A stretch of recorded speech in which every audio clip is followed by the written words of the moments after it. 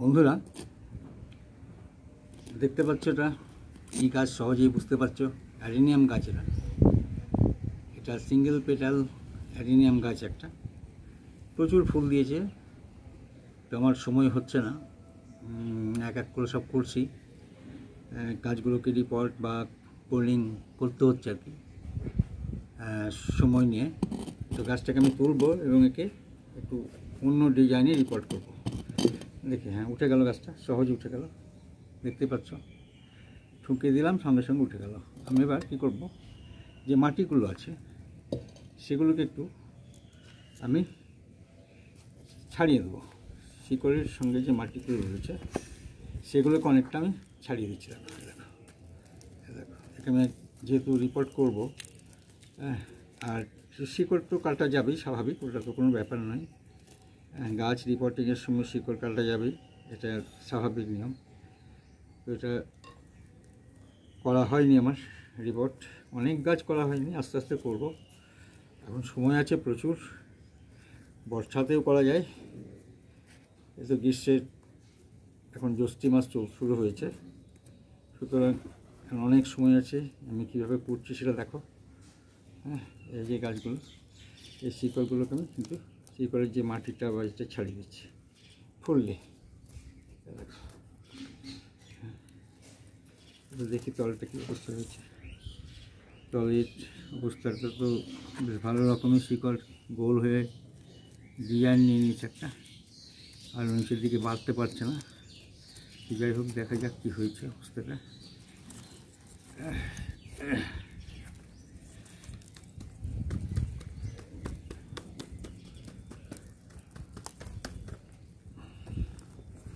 তো আমি যেটা চেয়েছিলাম সেটাই হয়েছে, একদম।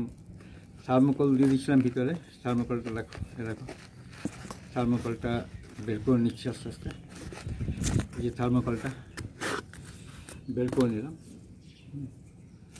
এবার ভিতরে কিছু গাছও হয়ে গেছে,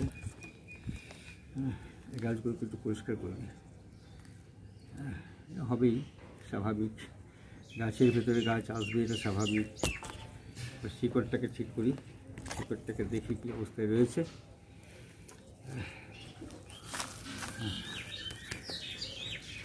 এই অবস্থা রয়েছে। প্রত্যেকটি শিকড়কে একটা আলাদা করে দিলাম, এই অবস্থায় নিয়ে এলাম। আমি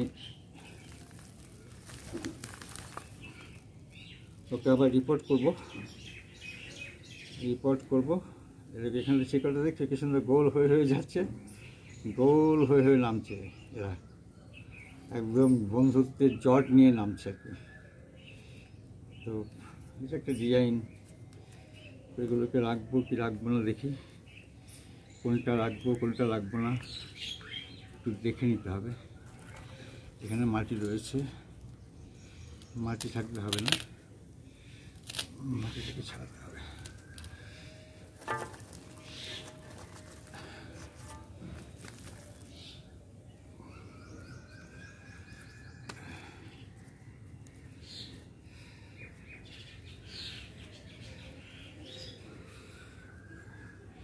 খুব সুন্দর ডিজাইন নিয়েছে, দারুণ সুন্দর ডিজাইন, বাহ। ঠিক আছে, তোমরা বাড়তে থাকো। তোমাদের আবার নতুনভাবে রিপোর্ট করছি। আমি কিচ্ছু কাটলাম না, অ্যাকচুয়ালি কাটছি না, এই জন্য কাটলে আবার অসুবিধা, ওদের যে বারটা সেটা অনেকটা কমে যাবে। সেই জন্য আমি শিকড় খুব একটা কাটবো না। হ্যাঁ, অনেকে কেটে ফেলে, আমিও কাটি, কিন্তু এটা কাটতে ইচ্ছে করছে না। যেভাবে শিকড়টা বেরিয়েছে থাক না, ও অলরেডি একটা গ্রোথ নিয়ে নিয়েছে, ওকে ডিজাইন নিয়ে নিয়েছে, সুতরাং এইভাবেই থাক। ওকে শুধু আমি রিপোর্ট করব আলাদাভাবে, এইটাতেই করব। এদিকে হোল রয়েছে, বিশাল হোল, আমারই তৈরি টব এটা।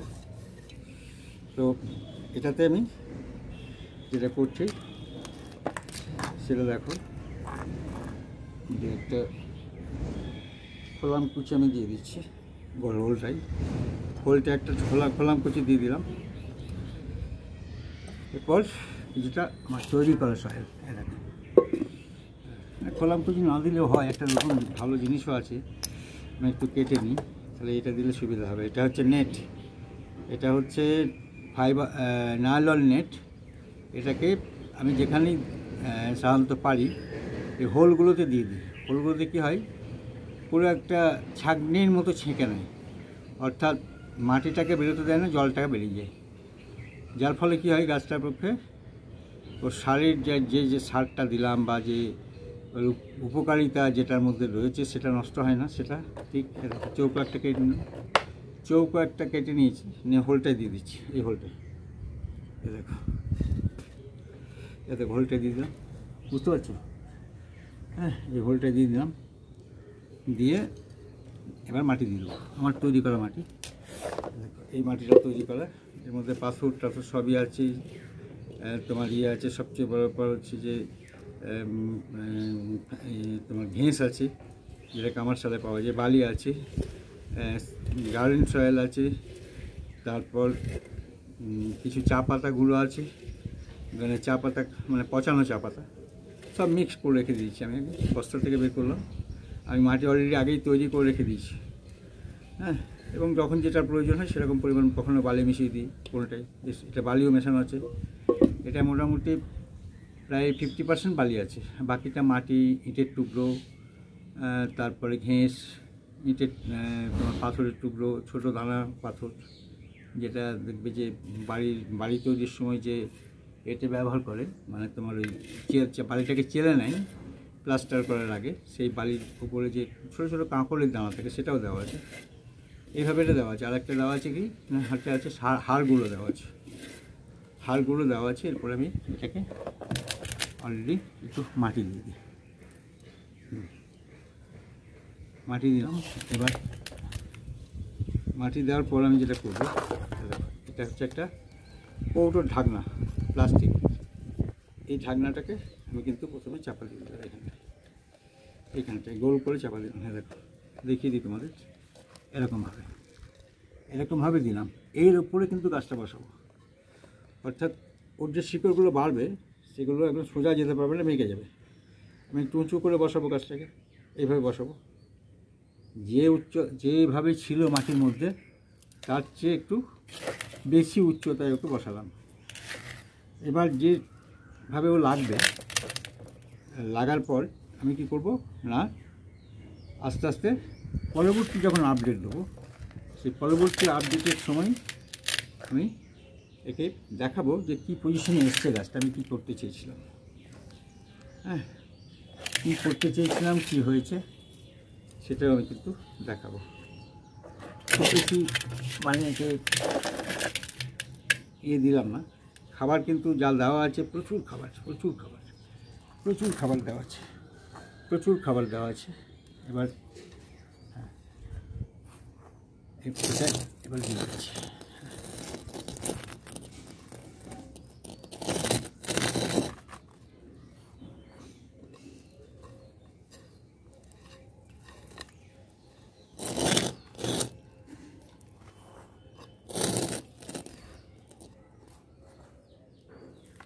একদম সব জায়গাতে, কোনো জায়গায় ফাঁক রাখলাম না, সব জায়গায় মাটি দিয়ে দিলাম এরকমভাবে, একদম। এবার দেখাই তোমাদের কীভাবে মাটিটা দিলাম। দেখতে পাচ্ছ, এভাবে দিলাম। এবার একটু আমি আমার এই ছোট্ট কাঠিটা দিয়ে একটু জাস্ট খুঁচিয়ে দিই, তাহলে মাটিটা ঠিক খাঁজে বসে যাবে আর কি। হ্যাঁ, একদম খাঁজে বসে যাবে।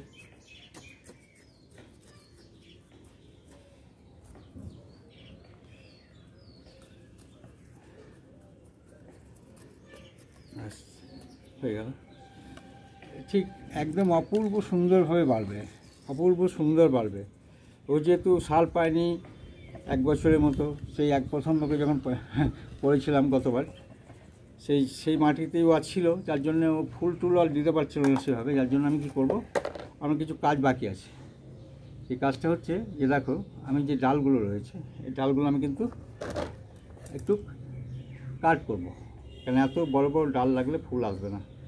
আমি 4টে 5টা করে গিঁট রেখে দেবো, 4-5টা গিঁট রেখে বাকিটা আমি কিন্তু কেটে দিচ্ছি, একদম কেটে দিচ্ছি। দেখো দেখো কেটে দিলাম এই ডালটা, এটাও কাটবো এখান থেকে, এটাকে এখান থেকে কাটবো। দেখো 6টা করে চোখ রেখে দিয়েছি, 5-6টা করে চোখ আছে এবং ওখান থেকে শাখা বেরোবে।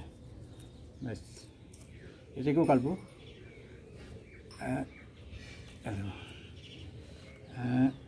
এটাকেও দেখো ফুল আছে, থাক, ফুল থাকলে তো একটা ফুলের মায়া করলে তো হবে না, এখান থেকে কেটে দিচ্ছি। দেখো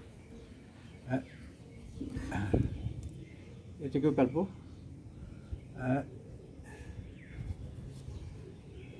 ব্যাস এটাকেও কাটবো, একটা ফুল থেকে লাভ নেই। দেখো দেখতে পাচ্ছ কোনখান থেকে কাটছি আমি, দেখো দেখো।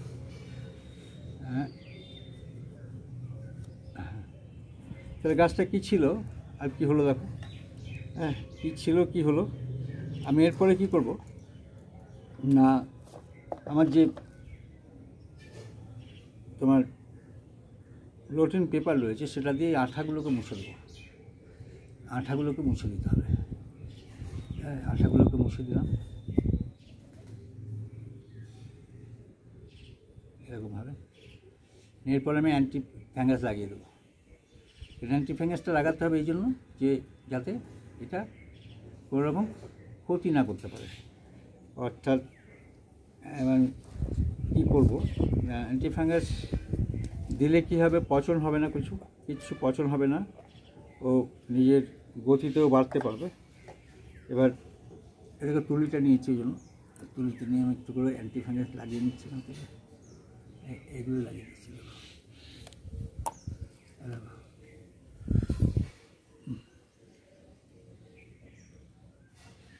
ফ্যাঙ্গাসাইড, সার্ফ, আমি যেটা ব্যবহার করি সেটা সার্ফ ব্যবহার করি। এই সার্ফ হচ্ছে খুব উন্নত মানের একটা ফ্যাঙ্গাসাইড। আমি দীর্ঘদিন এটা ব্যবহার করি, প্রতিটি গাছের ক্ষেত্রেই ব্যবহার করি, প্রতিটি গাছেই।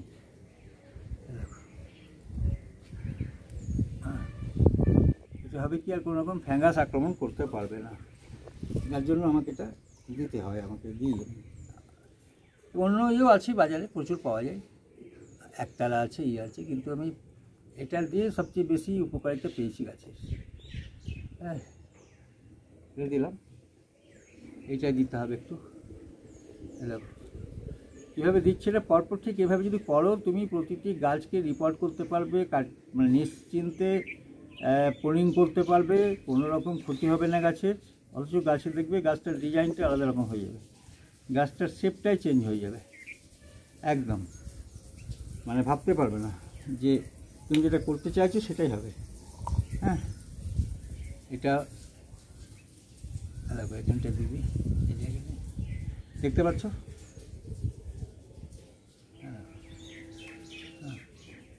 এটা দিলাম, আর এইটা আছে। এরপর আর একটা কাজ আছে আমার, সেটা আমি দেবো, সেটা হচ্ছে ফ্যাঙ্গাসাইড দিয়ে দেবো এই যে গোড়াটায়। কারণ আমি শিকড়গুলো তুললাম, তো শিকড়গুলো তোলাতে অনেক শিকড় ছিঁড়ে যেতে পারে, ক্ষতি হতে পারে, সেই জন্য আমি কিছুটা ফ্যাঙ্গাসাইড আমি গাছের গোড়াতে দিয়ে দিচ্ছি। আমি দিয়ে দিচ্ছি কেন না, এই যখন আমি জল দেবো, এই জলের সঙ্গে এটা কিন্তু মিশে যাবে, আর মিশে গেলেই অলরেডি আর শিকড়গুলো ক্ষতি করতে পারবে না, আর শিকড়ে ক্ষতি না করতে পারলে গাছটা কিন্তু সুন্দরভাবে বাড়বে। বেশ বন্ধুরা দেখলে তো, এরপর আমার যেটা কাজ বাকি আছে সেটা হচ্ছে জল দেওয়া। সেটা আমি দেবো জল অল্প করে অবশ্যই।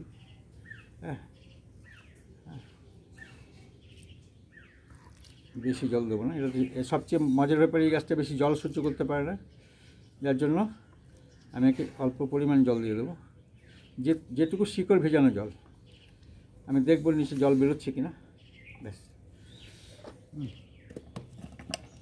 একটু জল দিয়ে দিই।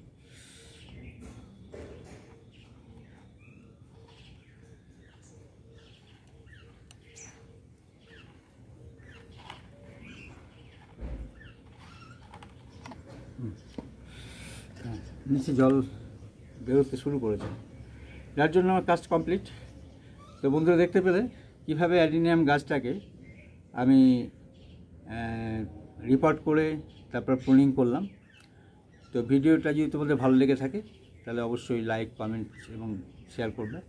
আর নতুন বন্ধুদের কাছে আমার আবেদন, তাহলে তো অবশ্যই সাবস্ক্রাইব করে আমার পাশে থাকবে। অনেক ধন্যবাদ তোমাদের, ভীষণ ভালো থেকো।